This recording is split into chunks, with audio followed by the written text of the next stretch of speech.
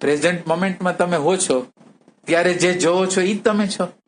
Present moment દ્વારા જે તમે જોવો છો એ જ તમે છો. ફક્ત પ્રેઝન્ટ મોમેન્ટમાં જે જોવે છે એને જોવો. પ્રેઝન્ટ મોમેન્ટમાં જે જોવે છે એને જોવો.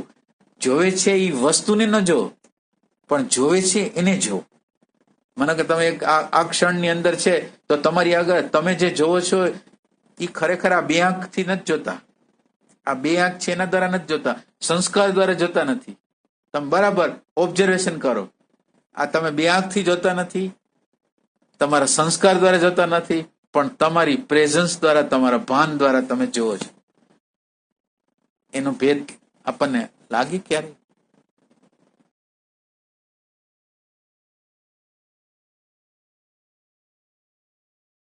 એટલે શબ્દ તમે ગમે એ વાપરો, શબ્દનો કોઈ આપણા માટે બહુ મૂલ્ય નથી, પણ આપણા માટે આ જે જોવે છે એને જોવું જરૂરી છે.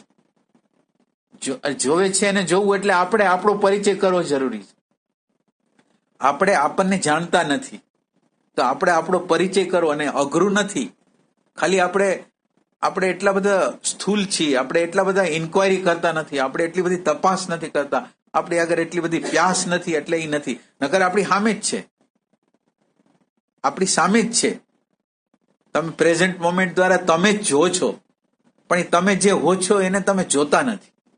પ્રેઝન્ટ મોમેન્ટ દ્વારા તમે ખાલી જે ઓબ્જેક્ટ છે એને જોવો છો, પણ ઓબ્જેક્ટ જેના દ્વારા પ્રકાશાય છે એને જોતા નથી. એટલે કોક વાર ટ્રાય કરવી જોઈએ ને કે હું વારે વારે હું શબ્દ વાપરું છું.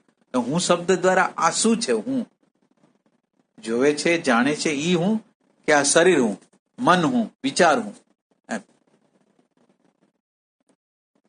એટલે આ પ્રશ્ન કેમ નથી કરતા આપણે આ ઇન્ક્વાયરી શું કામ કરતા નથી? કેમ?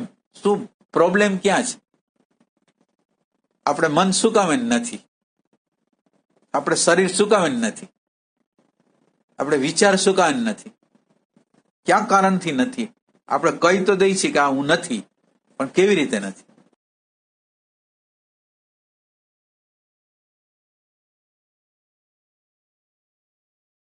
એક અગ્નિને આપણે જુદી રીતે જોયો છે અને લોઢાના ગોળાને એક જુદી રીતે સમજ્યા છે.